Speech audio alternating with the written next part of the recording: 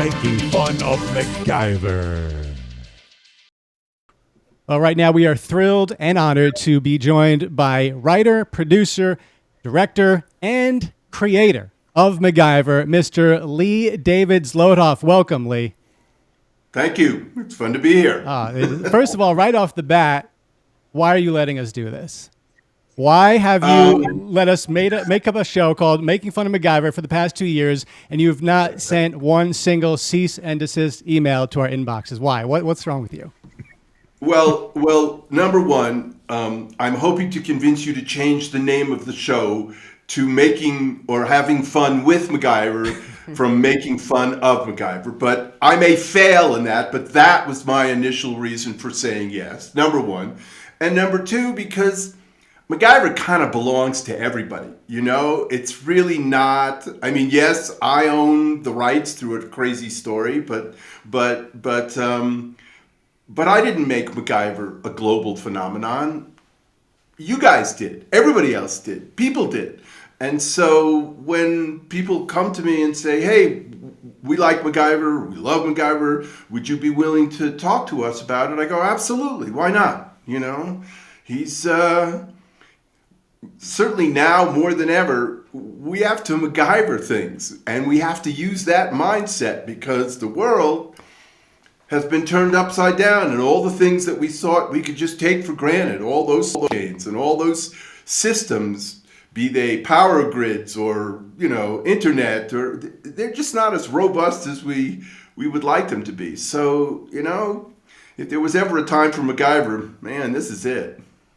Well, we appreciate in advance the generosity, and we appreciate not getting those emails over the last 2 years. And another reason maybe why you haven't, raised any cane is maybe you haven't listened to the show. And if you haven't listened to the show, you know what? You're fine. You really don't need to. I'm just gonna say, just keep it up. But either way, we thank you for being here. We're gonna obviously get into your backstory and the history of MacGyver and everything. But let's start with like the hottest news in MacGyver verse, which is the musical, MacGyver the Musical. And we're recording this on February 19th, 2022. And the musical's been running for about 2 weeks in Houston, Texas now. So how's it going? What can fans expect? Just like give us the update on MacGyver the Musical. Okay, so it is doing extremely well. We have gotten a rave review from the Houston Chronicle. And we are getting more or less standing ovations every night, because one of the unique aspects of this show is that we cast the lead role of MacGyver out of the audience in every performance. Okay, so it's like, how more MacGyver could you get than taking somebody from the audience and saying, you're going to MacGyver your way through this musical? And so nobody ever knows what's going to happen from performance to performance, because it's not about making a perfect show. It's about, can this person rise to the occasion and figure out how to get through this musical? Obviously, we help them. We have cue cards. We have other, devices that we use. But the fun of the show is, what if the star was just one of you people? Okay, and it's a hoot. I mean, it's a hoot. It's just plain fun. So it's doing very well. It'll run through the first week in March, I think. And then we are going to start gearing up to do two things. We're going to, I think, do a concept album for the show so that people can hear the songs even before they get to go to the musical. And then we're in the process of looking for the right city and the right venue to do our first commercial production, because Stages Theater in Houston is a nonprofit theater. So, okay. Yeah. With regards to the musical itself, you wrote it. What's been your overall level of involvement? So I actually wrote it with some other young people, a team of young writers, Kate Chavez, Robin Holloway, and Lindsay Perlman. And the music and lyrics are done by a guy out of New York named Peter Lurie, who has never written a musical before. He actually comes out of children's television. And so I would say, deeply involved, both on a producing level and on a writing level. But, this was sort of my brainchild. And so, I'm doing my best to kind of nurture it and let it go at the same time. That's not always easy to do. It's like, hey, Dad, I want to ride a bike. No, you can't do that. There are cars out there. But you got to go sooner or later. They got to learn how to ride a bike, And so that's a process. And obviously, I've been in film and television for my entire professional career, and I've never done anything like this before. So it's kind of just a fun learning experience for me because, trust me, theater is a very different animal than film and television, as I learn on a daily basis. You mentioned the concept album and a commercial production. Do you plan to try to tour at all, or what's the end game for this? Yeah, so I think what we're going to do, we're not particularly looking to license the show. So, have a theater say, hey, we want to do a production. We'll just do our own production. Think of it more as Blue Man Group or Cirque du Soleil. So we'll go to a place and we'll set it up, and so long as it's doing well there, we'll leave it there, and then maybe we'll go to another place and set it up somewhere else, or move it from city to city. So again, we're just kind of learning the ropes in this, but it's more like we'd rather do it right than just sell it off to somebody and let them do whatever they want with it. So that's kind of the vision for it at the moment. And, because MacGyver is a global phenomenon, we fully anticipate that this is going to go international at some point. I mean, believe it or not, Korea loves American musicals, and every pocket knife in Korea is called a MacGyver. Okay? They don't pronounce it that way. I can't pronounce it the way they pronounce it. But every pocket knife in Korea is called a MacGyver. So, okay, you love MacGyver, you love musicals. I have a feeling this is going to end up in Korea someday. But it could certainly go to London and Berlin and, because MacGyver's loved all over the world. So there's a long vision for this, and it'll obviously take time to get there. But so what? That's great. Best of luck with all of this. It's really cool to watch the growth of your creation. Listen, again, I had no idea when I created MacGyver that it was going to turn into what it turned into, okay? And I got to give credit to Richard Dean Anderson and the writers and the producers and the crew and the actors. I mean, they brought this thing to life. I kind of gave them a blueprint, and they turned it into this phenomenon, and obviously enough so that it spawned another TV series, okay? And through a crazy mix-up back in the early 90s, it turned out that I ended up owning all the rights. So it was like, okay. So now we have, a MacGyver.com website. There are several books. There's a nonfiction book. There's a fiction series that we're going to probably publish the second book of sometime a little later this year. And and it's like, okay, and why not do a musical? Yeah, why not? And, of course, when I went to people and said, oh, when we want the lead to be cast out of the audience, they went, you're out of your mind. And I went, good, now I know we're on the right track. Nice. So let's see how you got to that point, though. Let's learn more about you. And we're talking with Lee David Zlotoff, writer, producer, director, and creator of MacGyver. So born, safe to say, I see you went to school. You started school in New York, but were you born in New York, or? Yes, I was born in Brooklyn. The first part of my life, I was raised in Long Island, a place called West Hempstead. When I was about 11 or 12, we moved to Rockaway, Queens, which is where I learned to surf. Go figure.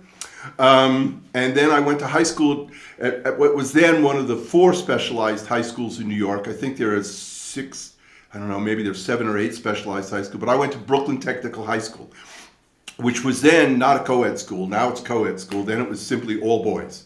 So there were, I think it was 6,000 boys in this high school. And my graduating class was like 1,200 people, and it was crazy. But it was a great education, and there were technical aspects. Originally, Brooklyn Tech had been founded so that people could go right from high school into industry. But obviously, by the time I got there, even though you took wood shop, machine shop, foundry, 8 terms of mechanical drawing. I don't know how many people need mechanical drawing these days, but I was going there just because it was a good college preparatory school. So So, did your parents plant any seeds as far as the writing, entertainment, bug that was in you, or did it come? When did that come to you? When did you know you wanted to kind of write for television or be in the industry? That came in college, although I was always a storyteller and I was always writing little stories. They neither discouraged me nor encouraged me. My parents were both school teachers. But it was when I went to college, and I went to this very unique school called St. John's College, which is not the university in Queens, is a small liberal arts school, and has a campus in Santa Fe, New Mexico, and one in Annapolis, Maryland. And that was easily one of the most transformative experiences of my life, because St. John's. So let's talk about education just for a second, okay? Sure. Most education, even higher education in this country, is we stuff you full of information, we exam you, in which case you regurgitate that information. If you've done it well enough, we give you a grade, okay? And then you promptly forget that information and go learn information from somebody else, okay? Well, guess what? You can push a button now and get more information than you know what to need. Oh, Google. Yes, I look for this thing. Oh, here's 2,999 references to that. At St. John's College, it's not about information. You read and discuss the great books of the Western world, but the purpose of that is not to become a great book scholar. The purpose of that is to learn how to speak, to learn how to listen, to learn how to write, and to learn how to think for yourself. Because all the courses are small. It's a very small school, maybe 450 students on each campus. And they're all seminars, they're all discussions, okay?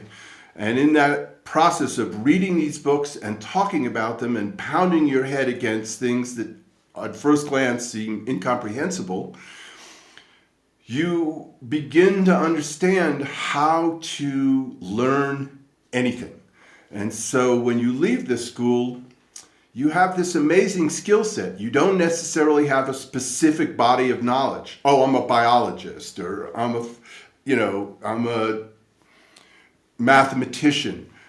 But you now know how to learn any subject. And so instead of my education becoming more obsolete as I got older, my education becomes more valuable, because you have to pivot in life these days, and knowing how to pivot and say, oh, now I got to learn this skill set, or now I got to learn how to code, or now I got to learn whatever.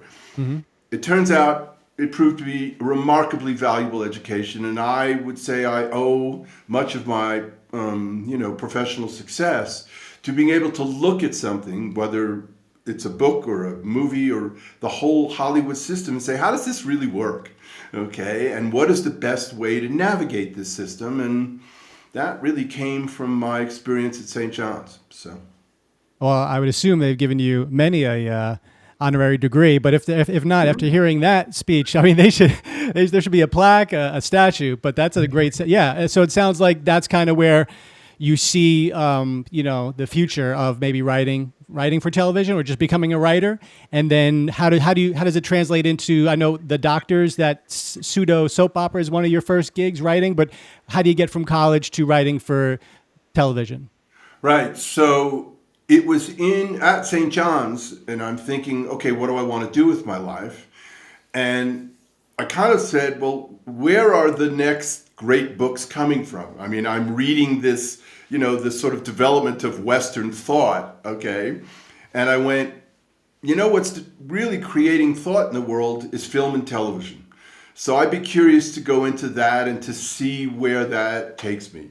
And so I wrote a couple of scripts on my own, and was lucky enough to, get them in front of some agents in New York, and they went, I'm not going to represent you, but you obviously can write. Okay, so P.S. I managed to get myself a job as a secretary on that soap opera, The Doctors.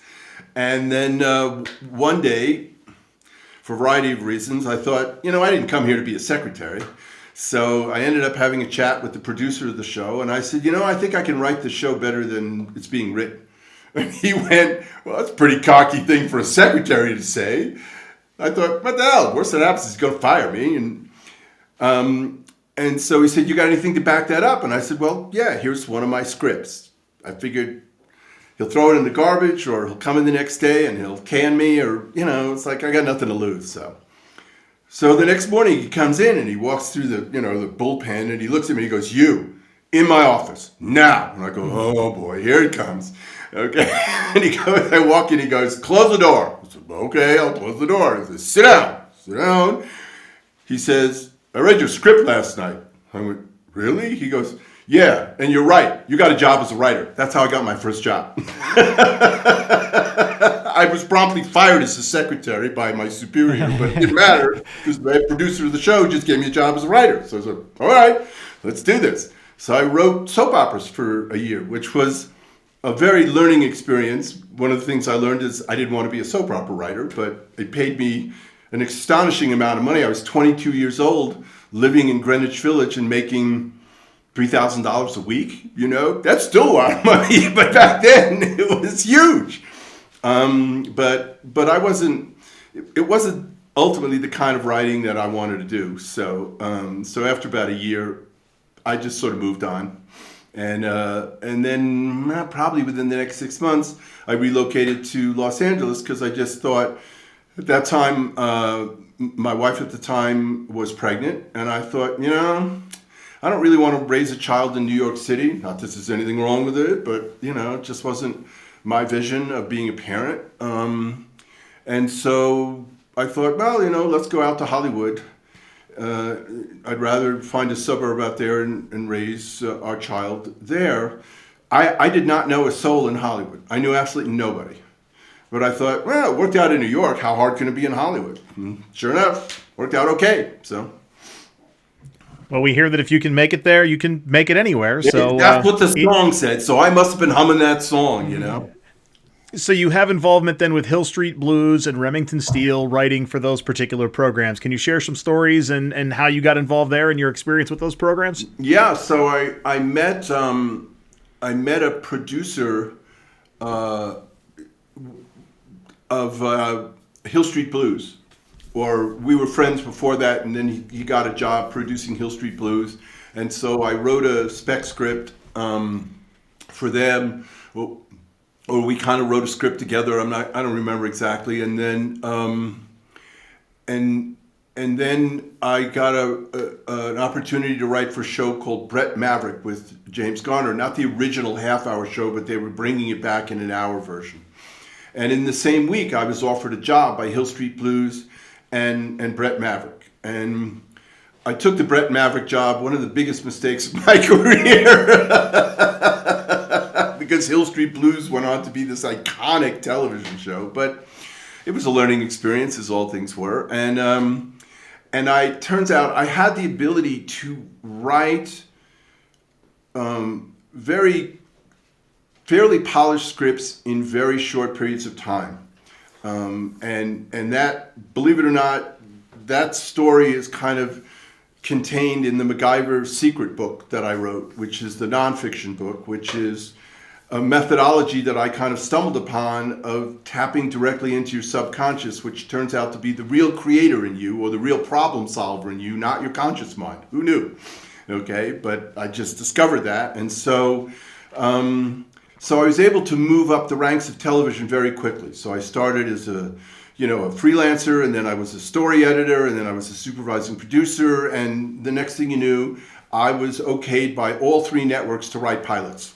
And that happened in like 2 years, okay? Because I could just crank out those scripts, and a producer, the head of the show would look at it and go, instead of this being a page one rewrite for me, I can polish this script in 3 hours and send it to production. Pay this guy whatever he wants, give him any title. We don't care. Just throw meat in there and just let him keep putting scripts out. So I was very fortunate in that regard. And that also gave me the opportunity. I say, listen, I turned in my script, and they go, really? It's done already? And I go, yeah. So can I go hang out in the editing room and see what they do there? Can I go to the stage and watch what they do there? Can I sit in casting sessions? And so I really wrote myself, kind of up the ladder, because they wanted to keep me happy.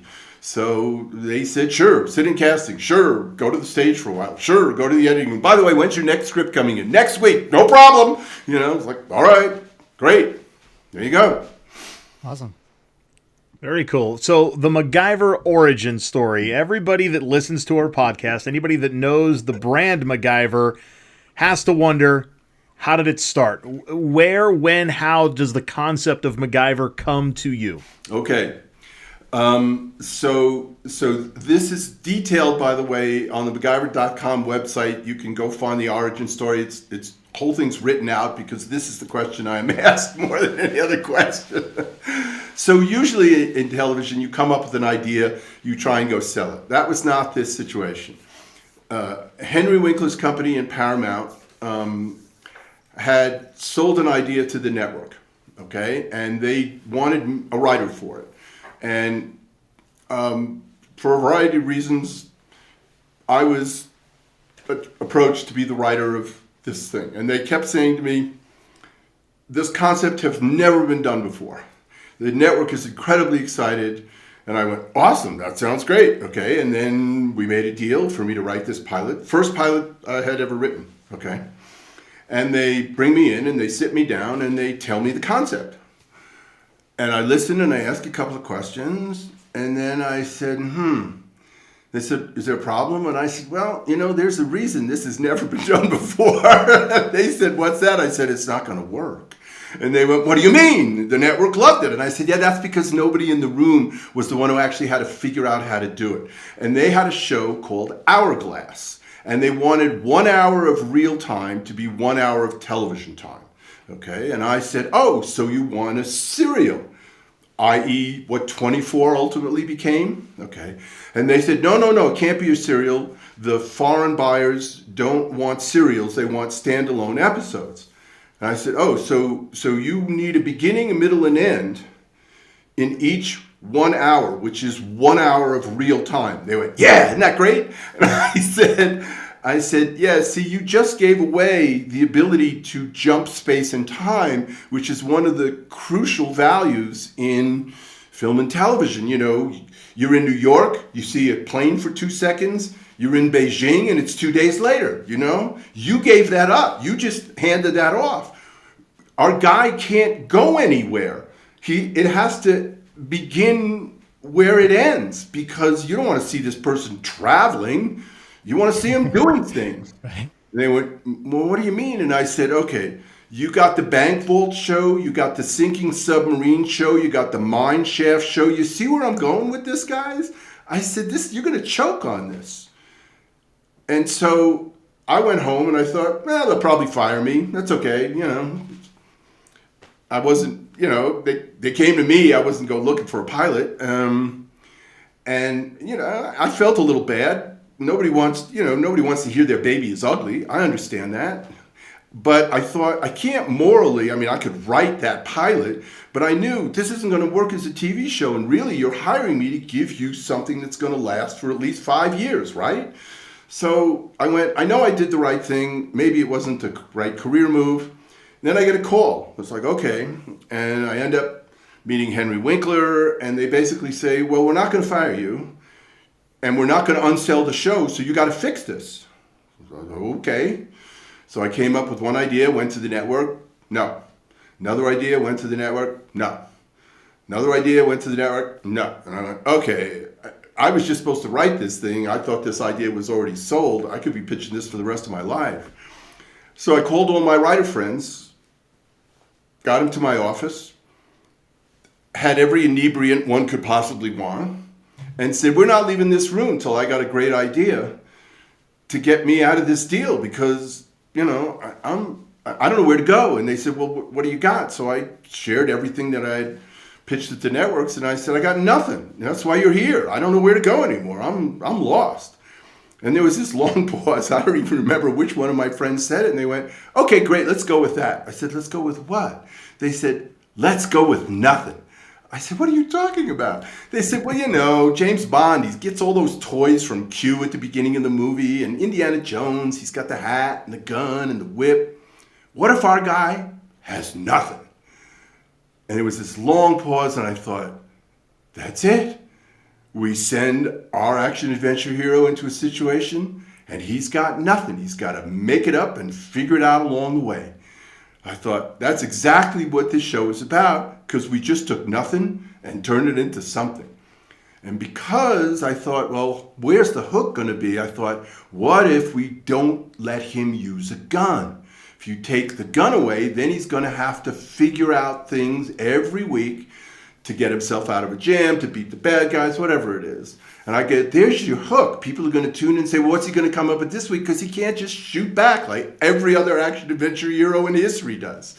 So, and then, of course, my dad, when I was 10 years old, 11 years old, gave me a Swiss Army knife and said, you keep this with you. It's the best tool you'll ever have. So, to this day, I have a Swiss Army knife in my pocket, except when I travel on airplanes because they take them away. And so I said, great, let's give him a Swiss Army knife. I don't remember when the duct tape showed up, but, same thing. It's like Swiss Army knife and duct tape. Boy, there's not a lot you can't do. Really, there's not a lot you can't do. That's how MacGyver got created. So, and then the name... We were pitching this around, and so my friends then said, well, what are you going to call it? And I said, we kept saying our guy this and our guy that. Why don't you just call it Guy? And they went, no, that's a little on the nose, don't you think? And I said, no, okay. At that time, you may remember, McDonald's used to put on their signs how many hamburgers they had sold. Like 50 million sold, 100 million sold. At some point, I think they decided we should stop doing this because people's going to start translating it back into cows. Like, how many cows is, a billion hamburgers? But anything that was wildly popular got a Mac in front of it. So USA Today came out, it was called Mac Newspaper, okay? So I said, great, let's call him Mac Guy.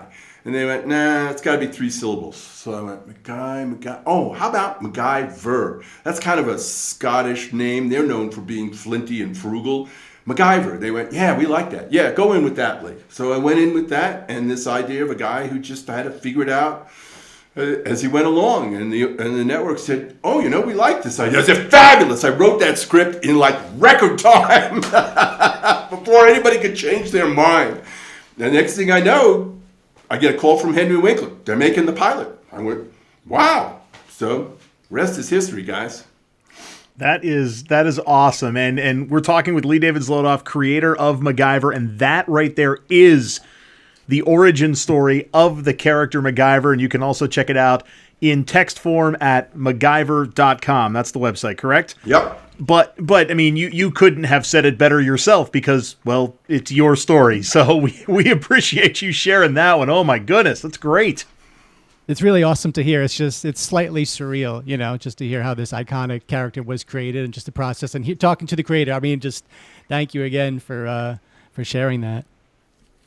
And so, but sort of one of the things you take away from that whole MacGyver mindset is like, you know what? The resources you need to solve a problem are probably right around you and or inside you if you just stop and take a look. And I went, okay, I'm lost. Let me gather my friends and say, what can we do here? And out of that conversation came this iconic character and television series. And you sort of go, see, it's all there, So what a lot of people may not know, as we didn't, and this might explain why you wouldn't be too angry about us teasing the original MacGyver TV show, is that you created, of course, the character, but then I guess you chose not to stay with the show? That is correct. For a variety of reasons. I had been on Remington Steele and wasn't particularly happy at a certain point, so I left mid-second season of Remington Steele, and then I wrote MacGyver, and I decided that for whatever reason, I had a young family at that time. I mean, I ultimately had 4 children, okay? And I said, writing for another series it takes an enormous chunk of your life. And I just didn't want to do that at that point. I really wanted to spend time with my kids. And I knew, again, maybe not the wisest career move, but, there's money and career and there's life. And sometimes I said, no, I think I'm going to choose life. And, the money career will be what they'll be. But, I didn't need $1 billion, and I didn't need to be Steven Spielberg. And, God bless them all, but not, you only get to have a young family once, hopefully. So, yeah. So you create the character, you choose to not be involved with the TV show, but of course your name is at the front of every episode, just like Bob Kane with Batman and all people like that. So how much attention do you give that show over the years? Do you kind of just like say, I don't even want to see what they're doing? Or do you watch as the man whose baby has now been adopted by someone else and you're very curious to see what they do with that baby? Yeah, I would say I probably watched most of the episodes sooner or later. I sort of didn't dote on it, but I didn't ignore it. It was just, and again, I had no idea what it was going to become. I thought, well, great, I'm glad. And then eventually, it went 7 seasons. Well, they wanted 5, they got 7. I did my job. I gave them a blueprint that would work. But, the way I think about MacGyver is, you have a child, the child goes out in the world and does something wonderful. Are you proud? Of course you're proud, but you can't say it's mine, they did it. So I have a certain ownership of MacGyver, but I don't take credit for it, if you understand what I mean. It did it itself, Again, Richard Dean Anderson, writers, producers, actors, directors, they brought it to life. And obviously that combination of elements just caught fire in some way. And of course I'm proud, but I don't take credit for it in a sense of, oh, look what I did. I was like, okay, I did it. Great. I had this child, and the child grew up and, cured cancer. Fabulous, but I didn't cure cancer. So I think we actually think that might be one of MacGyver's character traits. He can teach foreign children to speak English. He can fix damn near anything. Are there any traits, real question, are there any traits that you wish you would have added to the character that you didn't upon its original creation? That's a good question. I don't think so. Again, we kind of break it down on our website. It's like, you didn't use a gun. Avoid conflict, because 9 times out of 10, conflict just leads to more conflict. Because in conflict, even if you win, you made an enemy, and that enemy is looking to get back, okay? Number 2, how do you turn what you have into what you need, all right? Which right now is something we're all dealing with, as we mentioned before. And the third thing was MacGyver had a sense of humor and humility. No matter how intractable or life-threatening the situation was, he was always able to keep a sense of humor and humility. And it turns out that a laughing and open mind is a lot more likely to come up with a good solution than a frightened or angry mind. So it went, these are really turned out to be sort of the MacGyver core values, for want of a better term. And they're pretty good core values if you think about it going forward. We have been moving into a new reality even before this pandemic hit, and this pandemic just made it very clear to us, okay? We are all in this together. Countries can fight each other all they want, but at the end of the day, the house is still on fire. We've got a major climate crisis. We've got, serious challenges with food and water and energy and healthcare. And we're either going to find a way to solve this as a civilization, or we're not going to survive as a civilization. So you take the core values of MacGyver and you say, maybe these are management tools for this century. Because we get this century right, this thing that we call civilization with, electric cars and cell phones and all that cool stuff, it has a future. We don't get this century right, I'm not so sure that's the case. We are in an existential moment right now. Is this civilization going to survive, or isn't it? And it's up to all of us. It's not, we can look to the leaders of the countries, but you and I both know they're not going to solve the problem. It's us humans who are going to solve the problem. Mm-hmm. However we choose to do it, and we can do it. We created the problem, we can solve the problem. Okay? So now we got to MacGyver the world, boys and girls. Hate to be so blunt about it, but there it is. We MacGyver the world, we got a future. We don't do that, we're canceled after 7 seasons. What's going to happen? So. Yeah. So you created the character MacGyver. I think we've covered that in some detail here. Are there any other any other characters, I should say, that you've created, and anything even kind of like Mac that maybe you've done? Well, one of the curious things about my career is usually when you do something and it's successful, they want to keep hiring you to do sort of the same kind of thing. And I chose not to do that. You know, it's like, oh, let's get Lee Zlotoff to write this thing because he knows how to write this. And then it's like, let's get somebody like Lee Zlotoff to write this thing because that's the kind of thing he did. And then it's like, who's Lee Zlotoff, you know? And I was never interested in just kind of being pigeonholed. So I never wrote another action-adventure character. And the things I went on to do, I made a little movie called The Spitfire Grill, which ended up winning the Audience Award at the Sundance Film Festival, and then was turned into a musical. I didn't turn it into a musical, somebody else turned it into a musical.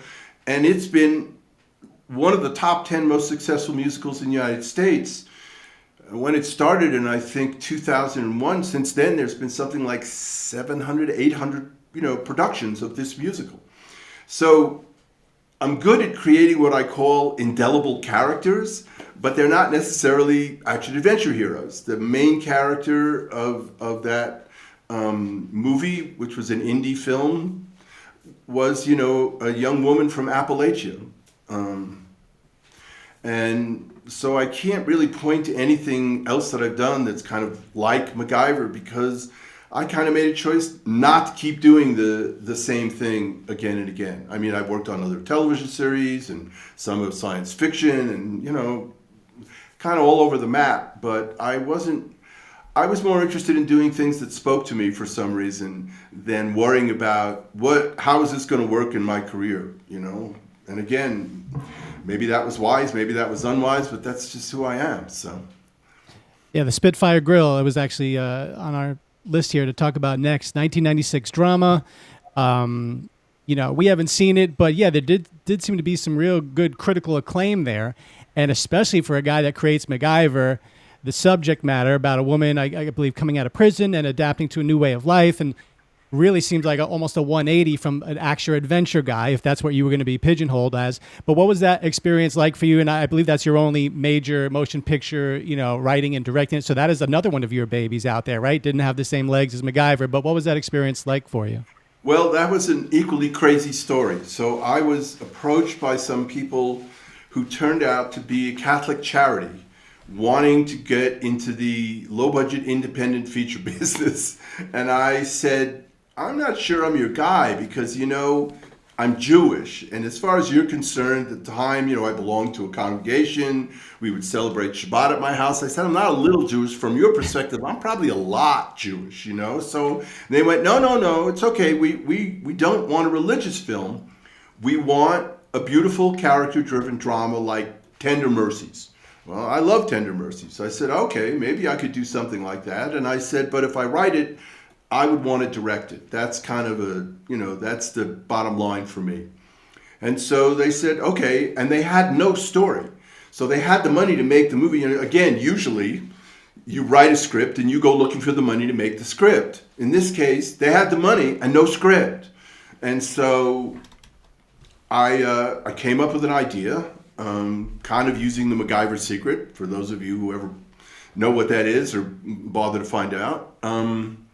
And went to them and I said, this is my idea for this story. And they said, great, go write it. And I wrote it and I thought, okay, they're a Catholic charity. They're going to have to take it to the bishop and the provincial and who knows, the Pope may have to sign off on this. This could take months. I have to another pilot to write for ABC, so great, whatever.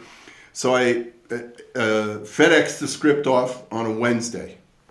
And I figured, okay, I got a month, probably more, before I'm going to get any answer. Friday morning, they called me and said, we're making the movie. Wow. They had sent it to the guy, whoever was next up in the hierarchy of their Catholic order. And he read the script and he said, I love this. Don't screw it up. That was it. So there was really no studio. I got to make this movie and really nobody was telling me what to do. I mean, I had, a bond company and that kind of stuff, but there was nobody above me who was saying it's got to be this, it's got to be that. So I had more or less complete creative freedom, and for better or for worse, it worked out pretty well. So, although I guess the people you were dealing with might have thought there was one person or one deity above you overseeing the work, but yeah. well, at the end of the day, I'm sure they were convinced that God gave them this movie, and I was okay, fine by me, So, but I was astonished when we finished the movie and they hired what they call a producer's rep to help them sell the movie. And they said, maybe we should try and submit this to Sundance. I went, what? This is a little movie, a touching story set in a small town in Maine about mostly 3 women. At that point, Sundance was like Reservoir Dogs, Sex, Lies, and Videotape. It was all urban, edgy stuff. I think they're going to laugh us right out of the joint, guys. And they went, well, no. So we see. Well, I subsequently found out that it was the very first movie that the competition committee watched. Okay? And they watched this movie and they were blown away and went, you know what? We're going to do a humanistic festival this year. This movie just woke us up. We've been doing too much urban anger, too much, darkness. Let's lead with the light this year. And so, next thing I know, we're at Sundance and we won the audience award. I'm thinking, what? How is this possible? So, that's awesome. Congratulations on that. And you talked about characters that are near and dear, and we are focusing a lot on MacGyver. Would you call the 2016 Lucas Till version of MacGyver a reboot or reimagining? Because we want to brand it properly. Is it a reboot or a reimagining? Well, I didn't have really any creative input into that situation, and I thought I was disappointed that they didn't initially reach out to Richard Dean Anderson to see if he wanted to be involved. They sort of did subsequently, but by then I think they had kind of pissed him off, and that they sort of dispensed with the universe and the history that the original series had created. They just so it was. I guess I would have to call it a reimagining because it was sort of the same essential character elements, but they had just come up with a whole new backstory for who he was and how he got there. And don't misunderstand me, I thought Lucas Till really did a great job. And I really liked that the cast was significantly female, multiracial, Meredith Seton, who was a major character in that. I mean, I thought this is really beautiful because this is really speaking now to, what shows should be in this time period. So I give them a lot of credit for that. I was glad they never put a gun in MacGyver's hands, but, for the first couple of seasons, George Eads was standing next to him and he shot everything in sight. You kind of go, well, that wasn't exactly the idea, guys. But like I said, it wasn't mine from a creative standpoint to deal with at that point. So I went, well, you do what you want, see where it goes. I know a lot of the fans of the original series were not crazy about it when it came out, but it obviously found a following because it stayed on the air for 5 more seasons. So there you go. What were your thoughts on the fact that they did have original MacGyver cast members on the reimagining? Bruce McGill, Michael DeBar, and even Elia Baskin, who 2 different occasions played Yuri Dimitri in the original, but those are at least 3 characters that stand out to me that came back for the reimagining, albeit as different characters. What are your thoughts on that? Well, I think they realized at a certain point that they shouldn't just turn their backs on the original series, that was maybe kind of cutting off their nose to spite their face. And so they thought, hey, what if we bring back some of these actors that the original fan base would recognize and have some relationship to, even if they're not the exact same characters. So at some point, I think they kind of woke up to, you don't want to push those people away. You at least want to give them some entry into the show if possible. So I think they kind of got, a little more, how should I say? They embraced nostalgia a little bit more. Yeah, or- I think they stopped worrying about this has to be totally different and totally new from whatever was done before, and they recognized that we owe something to that legacy. Why are we ignoring it? Maybe we should find some way to embrace it. And I thought that was a wise move on their part, actually. And so when the Save MacGyver, so the show gets canceled after 5 years, 5 pretty strong years, and I believe the ratings were very solid, airing mostly on Friday nights, I believe. And show gets canceled, but then this huge Save MacGyver movement takes off on Twitter and social media. Millions of paper clips being sent, and do you just kind of get caught up in that by proxy, or did that surprise you? What was your take on the whole Save MacGyver movement and how that affected you going forward? I was blown away, to be perfectly honest, because I had no idea that there was this really motivated new fan base for this show. So much so that they really put a lot of time and energy, and I met, and the cadre of people who really ran this were all women. And they were women in their mid-20s to their late 40s, and some had science backgrounds, and some were journalists, and some were graphic designers, and it was just they just kind of coalesced around, we love this show, and we don't want you to stop making this show. And I was flabbergasted and amazed, and said, if I can help in any way, I'm happy to help. I don't know that it's going to do us any good, because my analysis of the situation, having been in Hollywood for as long as I was that, I can see the both the financial, political reasons why this probably isn't going to happen. But, if I can pitch in and help, I'm happy to help. And then they started doing charitable things. Let's give some money to cancer. Let's do a blood drive. I said, I'm all in on that. Anything I can do to help. You're turning MacGyver into let's do something positive for the world. It's like, I'm there. So I helped, and they're still going. I still don't know that it's going to get where they want it to go, but who knows? Hollywood, anything can happen. Yeah, Look they at me. have- I happened. I think the hard part for a show like that has such a passionate fan base is that it unceremoniously ended. It's not like, hey, this is going to be the last season and you can tie up storylines, or ironically enough, another George Eads vehicle when the original CSI was canceled. It just kind of got canceled. Now they did do a TV movie to sort of wrap up CSI maybe 10 years ago, but maybe for the Save MacGyver fans, that can at least be their hope, is one last 2-hour run to tie up some storylines and bring some closure to their beloved series. Yeah, I mean, I don't know why it got canceled. I honestly don't know why it got canceled.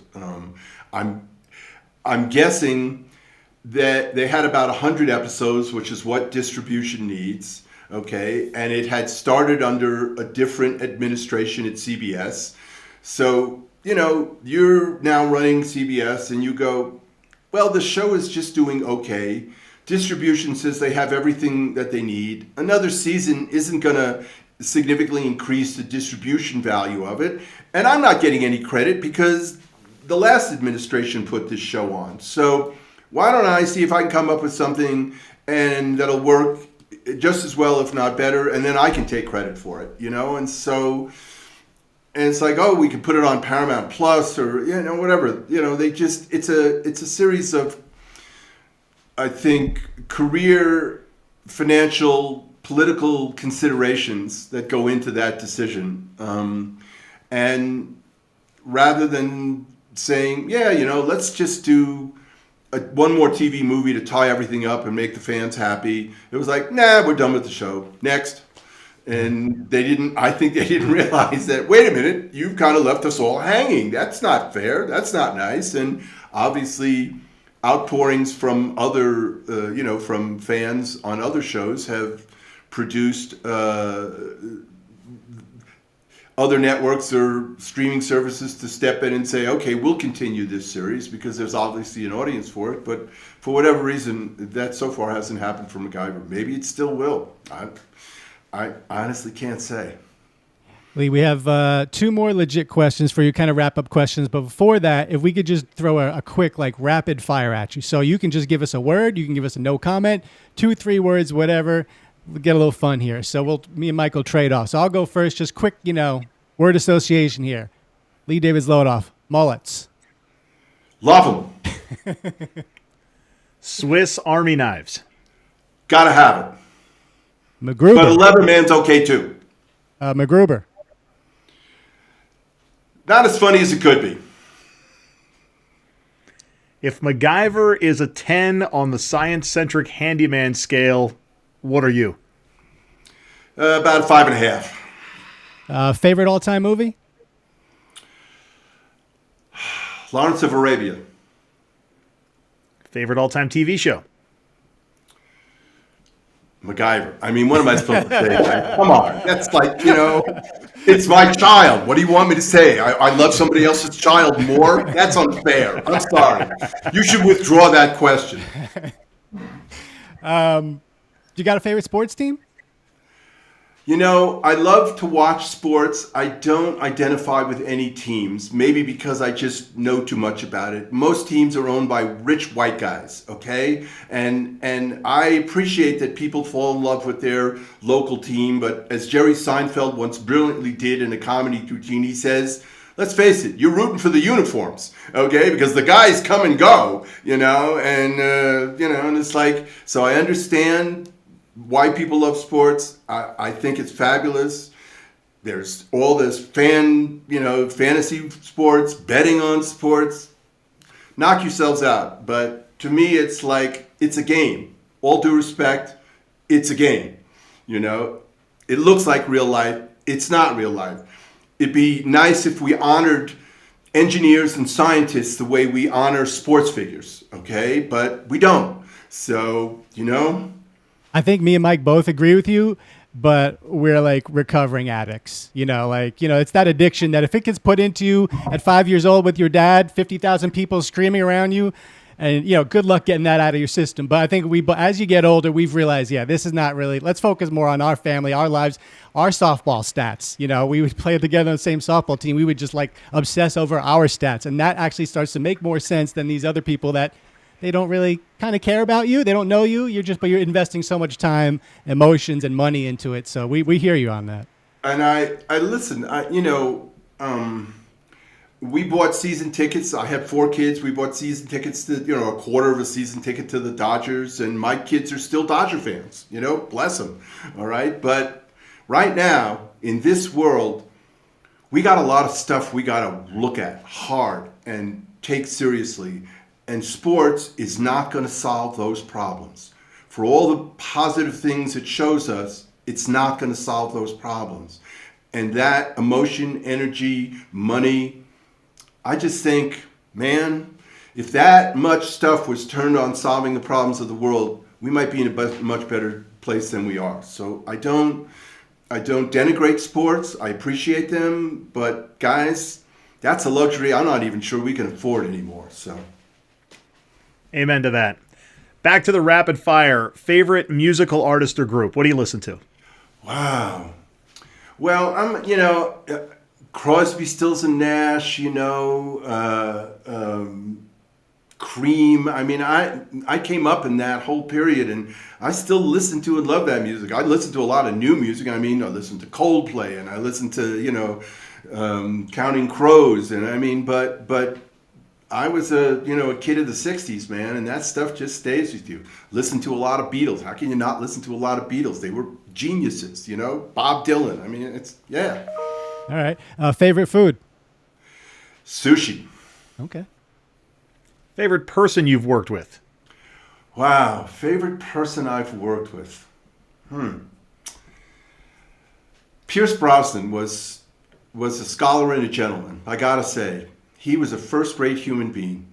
I mean, he did his job, but he was a first-rate human being. And I've worked with a lot of wonderful people, but most of you wouldn't know who they were, what their names were. So, but in terms of, day-to-day having to work with a professional, he was pretty spectacular. So That wraps up the That's it for the rapid fire. Rapid That's fire. it. How many points did I We get? can keep Oh. going. We'll make them up. No. Yeah, but so what's next for you? What's next for Lee David Zlotoff? What's next for MacGyver? And how are those two intertwined?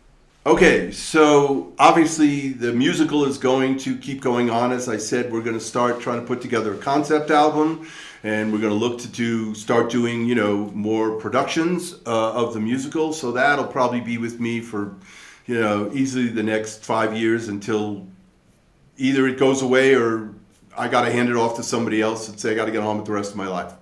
I'm working on a really exciting feature film at the moment, which I don't want to go into any detail about. I've got the next MacGyver fiction book is coming out.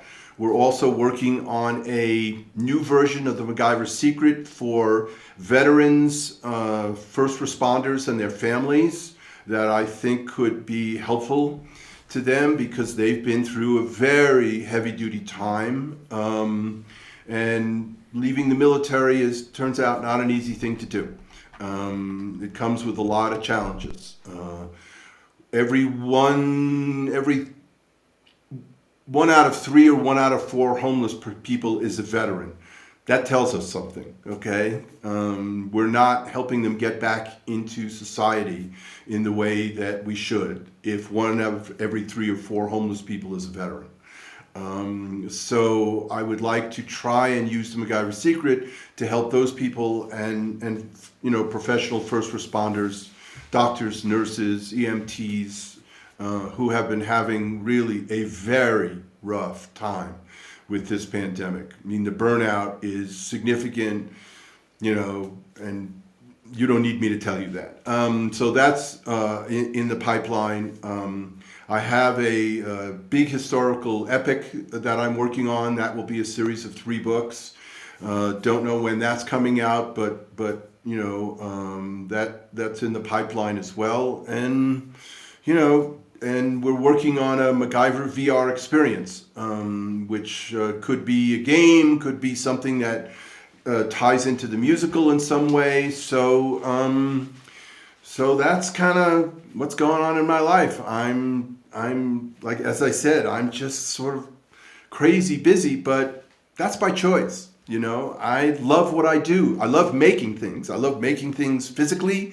I build things around the house. I just built this rock memorial in my backyard to the pandemic. It's called a cairn. It's it looks like a giant egg made out of rocks. It's about 8 feet high and 6 feet in diameter. It's because I needed to make the pandemic physical to me in some way. I read in the newspaper, I listen on television. These are just numbers. How many people get sick? How many people are dying? How many people are suffering? And it's like, I gotta do something that acknowledges that pain and suffering. And I get blisters and my face gets sunburned and my back hurts and, all that kind of stuff. But I gotta make it real, at least for me. So I like doing that, but I love telling stories. I mean, that's what I am. I'm a storyteller. You could call me writer, producer, director. Those are just fancy names for storytellers. So I'm a professional storyteller until, I keel over. Hopefully I'll keep telling stories. So cool to hear all of that, and maybe we can, if you're willing to share the picture of your rock memorial that you've built, I'm sure we could share that out through our social media channels as well. I'll happy to send you a picture. Send us a picture of some rocks, please. But clearly it has a story. So let me ask you this, and this is a question I just added to our hit list here. But so many, like the Comic-Con thing or the pop culture events have become such a big deal in the last 15 years or so. But there are so few shows that have the staying power that a MacGyver does. MASH still has that staying power. The Dukes of Hazzard, even though politically it's kind of fallen out of favor. But has there been thought to any kind of reunion for MacGyver, the cast, the production crew, etc., since you are coming up on 40 years? It's not all that far into the future. Well, the answer is, Paramount, now CBS, really owns the rights to the original television series and to the new TV series. So that would have to be their call. We've had some scattered conversations about a MacGyver reality show, which conceivably could be a lot of fun. But they've never seemed to want to kind of pick up the ball and run with it, and I'm okay with that too. I think a reunion show would be great and cool, but that's not my call. That's their call. All I can do is sort of take MacGyver and move it forward. And to me now, you go to the website, MacGyver.com, and it says right at the top of the website, there's a MacGyver in everyone, and anyone can be a MacGyver. So for me, it's not about a TV series anymore. I understand that's where your love of it came from, and believe me, I've been all over the world, and I know how MacGyver has touched people. It's not just another TV show. It's really touched them on some level, because I think it resonates with the way they have to struggle to make their lives work as well, okay? And I think that is a powerful and potentially world-changing vibe, all right? And so I want to encourage that vibe, speak to that vibe. If it makes money, great. That's mostly to satisfy my financial investors, because they give me the money to do projects with it because they want to make money. But for me, it's not really about the money. For me, it's about people. We have capabilities that we don't appreciate. We have resources at our disposal that we don't appreciate. You can change your life. We can change this planet. You just have to start believing that, okay? Step one is saying, I believe that. Now, how do I do that? When do I do that? What do I do? But that's, I've got 4 grown children. I got 4 grandchildren. A lot of other people have grandchildren out there. I don't want them to be facing a calamity, 10, 20, 30, 50 years from now, because we just couldn't get our act together to start addressing these problems. So to me, MacGyver is like, if I can remind you of something you loved, enjoyed, had fun with, okay, and at the same time say, remember, you have these capabilities. We are not victims of our circumstances. We are masters of our own fate. First, you got to accept that that's the case, and then you can get about making the world a better place. That's why I do it, and that's what gets me up every morning. And I'm not going to stop until they either lock me away or I keel over. Lee, you have a lot to be proud of, and it's a great legacy you're leaving behind, and especially in this last 10, 15 years, and especially in this last 5 years with this whole, turn towards compassion and dignity and your fellow man. So we notice it. It's clearly, priority one maybe for you at this point, but congratulations on doing that. And when you think about it, Lee, we're quite similar. You're from New York. I'm from New York. You created MacGyver. I created making fun of MacGyver. You like sushi. I like sushi. Just what I'm saying here, I guess, is if you ever want to team up, I think give me a call. Give old Sam here a call. You could be a brother from another mother. What can I say, I guess, Lee, before we wrap this up, do you have any questions for us? We've been talking at you for almost an hour. Do you have any questions for me or Sam? Well, like I said, my purpose on coming here and sharing what I have with you is to prompt you to change the name of your show to Having Fun with MacGyver as opposed to Making Fun of MacGyver. But, that's in your hands, guys. There's nothing I can do about that. It's your choice, and I'm sure the world will survive either way. But if you're going to make fun of MacGyver, just do it well. Appealing to the better angels at every step. Lee David Zlotoff, right? Lee, thank you so much for your time. It's been a real pleasure talking to you today. Great. Thanks, guys. Take care. Thank you.